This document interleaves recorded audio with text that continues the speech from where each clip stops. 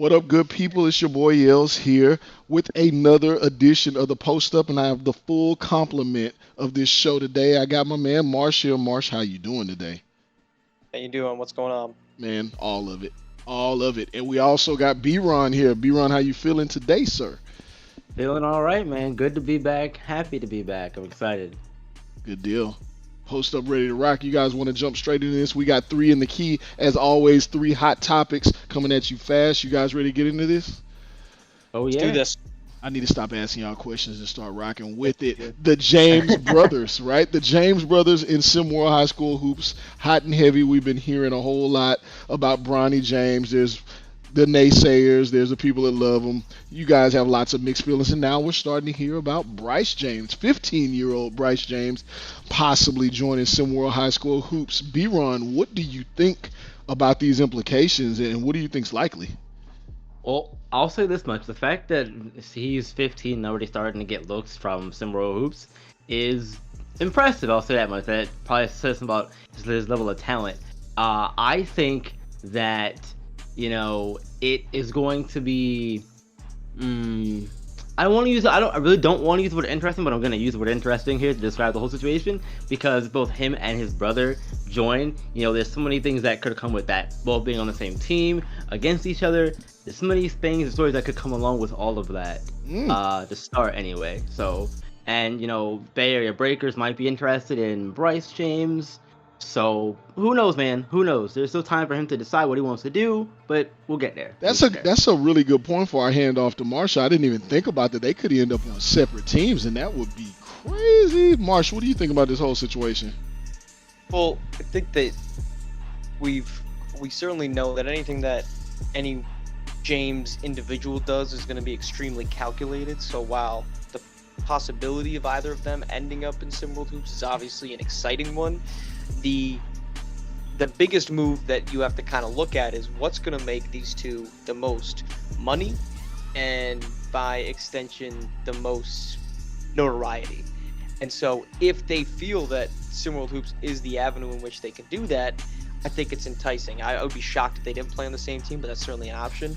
But I think at the end of the day, that's what's going to end up being the deciding factor for these two is, can we make the most money here? And if not, does this get our name further projected up the relevancy board of high school into college athletes? Hey, it is all about the money, and I'm sure Daddy James is not going to let them play on separate squads. He is a master strategist. Very good point there, Marsh. What I can say is it will definitely be a good partnership for us here in SimWorld High or SimWorld Hoops. But they could both dare to venture. They could get a little more notoriety here at some of their national rankings are not as high as they are here in SimWorld Hoops. So let's see. But look, we're going to keep it moving. Next topic here, the Tyson Simpson Marcus Lifat saga. We're seeing some crazy tweets coming out. We know how this all worked out last year. I guess I want to start there with you, Marsh. There were some grumblings about, hey, this kid needs to be benched, Tyson Simpson. Marcus Lifat and made some comments last season. What do you think about the whole situation? Do you think there should be any disciplinary action? Well, I don't want to give away too much for my Thursday pod. That being said, to answer specifically your question, which it wasn't something I was going to speak on, disciplinary action. Why would anybody at Beyond the Arc discipline Tyson Simpson for something that's basically unrelated to their team? And I know that this isn't some pending suspension coming, but if I'm Beyond the Arc, I've lost Glory Tate. I'm now trying to find a second star to enter this equation, and we got that in Tyson Simpson. So why would I hurt myself, shoot myself in the foot, discipline my own team for something that's related to a player that plays in a completely different country, let alone state, city, or team? This saga is unique, and like I said, I'll get more into it, but from a suspension standpoint, there's no point. No one's calling for Beyond the Arc to do that. There's no reason for them to do that. It's not as if Tyson Simpson physically did anything that would warrant disciplinary action against him. Before I pass it on to you, B-Ron, 6'11", 7 feet, 6'10", I don't know, 240. He's in high school. You don't want this guy off the court, do you? No, absolutely not. You don't. You sure don't. And just to kind of talk on the suspension for a second there as well, quite frankly, no. I don't think he should be suspended at all for this. The comment he made. Was it a little, in poor taste? Maybe. But did he do anything? As Marsh said, did he do anything physically to Marcus? No.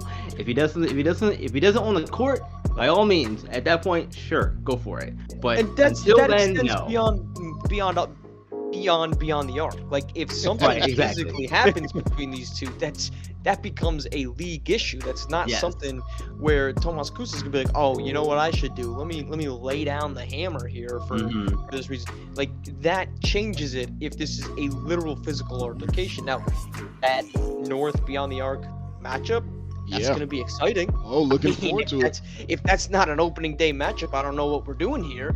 But that if it does become what you're talking about, B-Run, then it's out of the hands of Beyond the Arc and it goes into a league issue.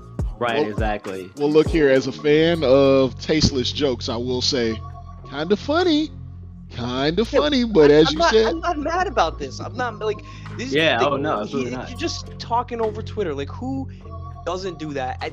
Give Tyson Simpson credit for not doing this through a burner account and putting his name on the accusation. Nah. I mean, Yeah. the dollars world aren't of high burners, enough. he's not afraid of it. Yeah, once he gets the dollars up, I'm sure that's coming. But look, last topic of the night for our three in the key.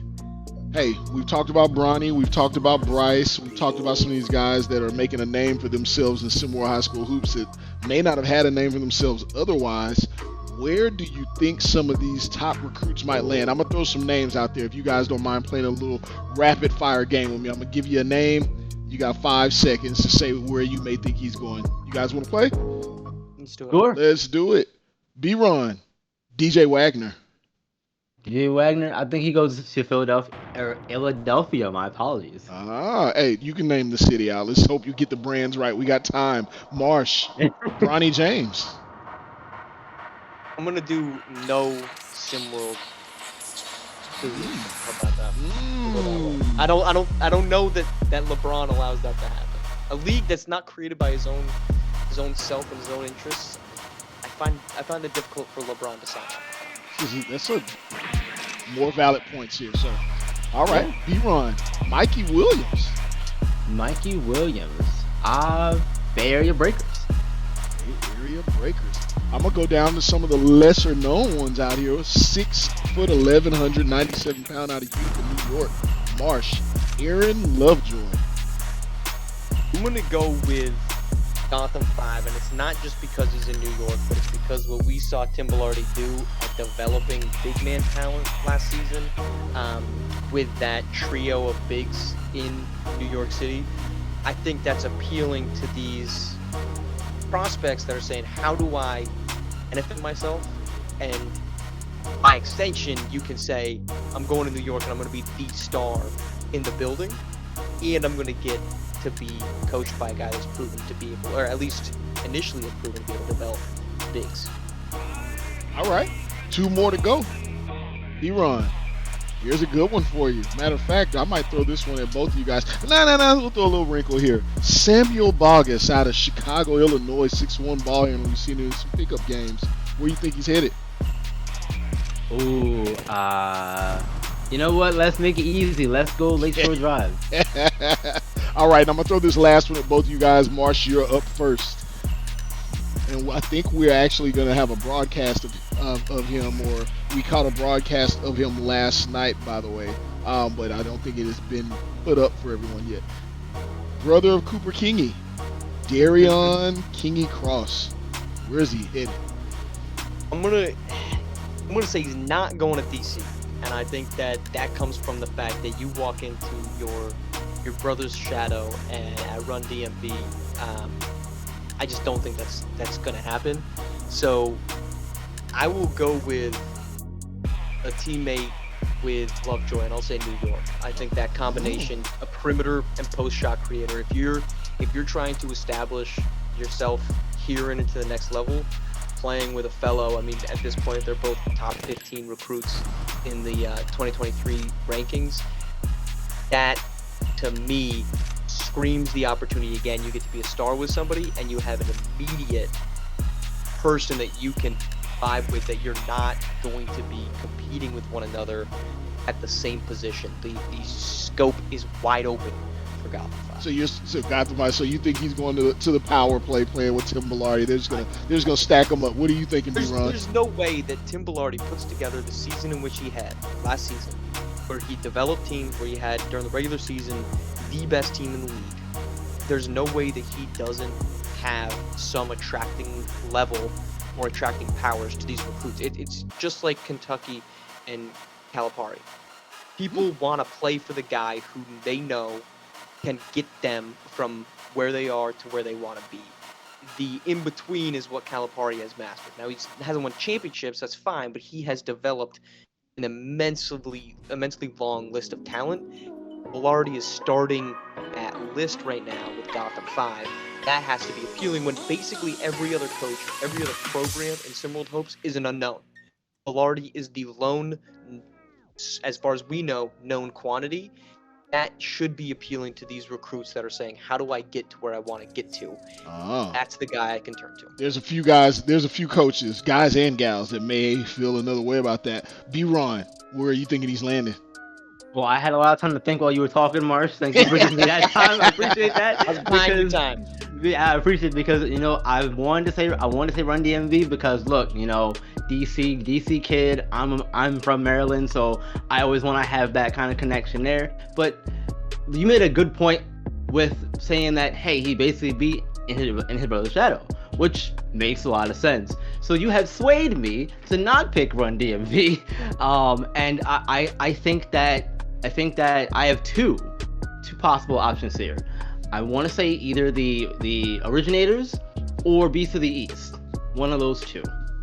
If those are options for him to go to, I know that moving states and distances is a pain, especially going from DC to Massachusetts to play basketball. So that's possible, but I want to say Beast of the East more likely than the Originators because of that reason. Well, some good takes here. We're going to see if any of you guys are right. Rick Blaze is somewhere pondering his thoughts to say that he is the prophet of all prophets. So we'll see where you guys stand up against the Rick Stradamus. You got B-Ron Stradamus and then Marsh Stradamus. Does that work? I don't know. You said it. I don't know. I said it, then I meant it. like Randy Macho Man Savage. Guys, that's all we have for tonight. I appreciate you being here, Marsh. B-Ron, I appreciate you yet again. You guys tune in next time. We'll be back next Wednesday, 3 o'clock. Hard to stop when we post up. We're out. Peace.